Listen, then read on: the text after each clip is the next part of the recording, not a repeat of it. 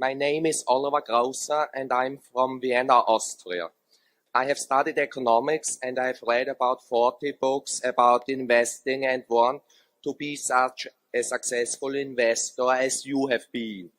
Mr. Buffett and Mr. Munger, when both of you were younger and had much less capital for investing,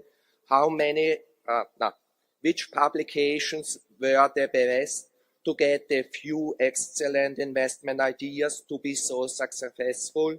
And how many hours per week on average did you spend with reading about companies? Thank you. Well, when we were younger, we spent,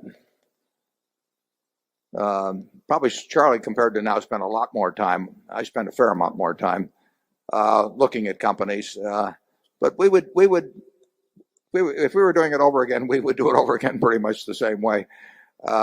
We would look at everything in sight that we thought we could understand. And the world hasn't changed in that respect. There may be some more people doing it, but there are a lot more companies to look at now.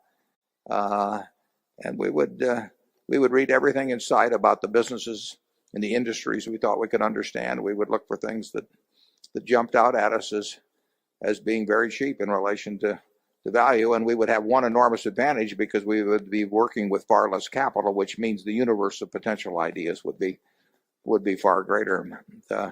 But there's nothing different, in my view, about analyzing securities now than there was 50 years ago. Charlie? Yeah, we read a lot and we thought a lot. I don't know anybody who is wise who doesn't read a lot. And on the other hand, that alone won't do it. You have to have a temperament, really, which grabs the correct ideas and does something with those ideas. And I think most people who read a lot don't have the necessary temperament, and they grab the ideas or they're simply confused by the mass of material. And of course, that won't work.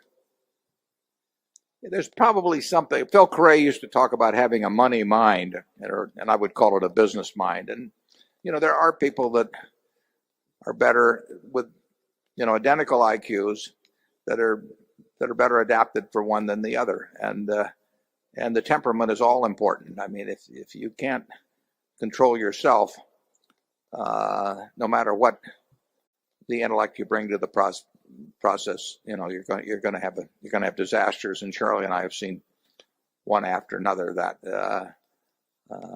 it's not a business that requires extraordinary intellect. It does require extraordinary discipline, and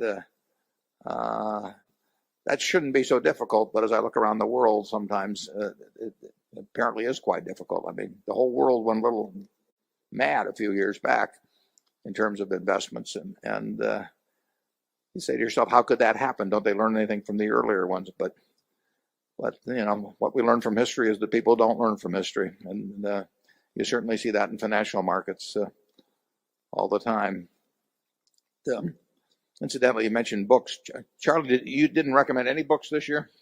Well, one book I really like, I couldn't buy because it's published only in England, but it'll get here in due course. And that's called Deep Simplicity by John Gribben.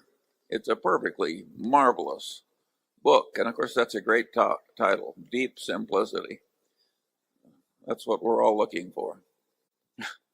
I've been reading a short history of nearly everything, and it's very impressive to read about people pondering how to figure out the weight of the earth or something in the 18th century. And you would think minds that could do that would do very well in financial matters. But if you remember, Isaac Newton spent a significant part of his life trying to turn lead into gold, and he might have made a good stockbroker, but it didn't do much for him financially.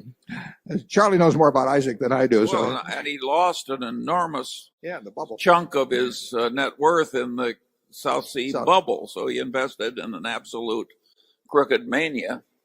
And here was the smartest man in the world. So just IQ points alone won't do it. Microphone 11, please.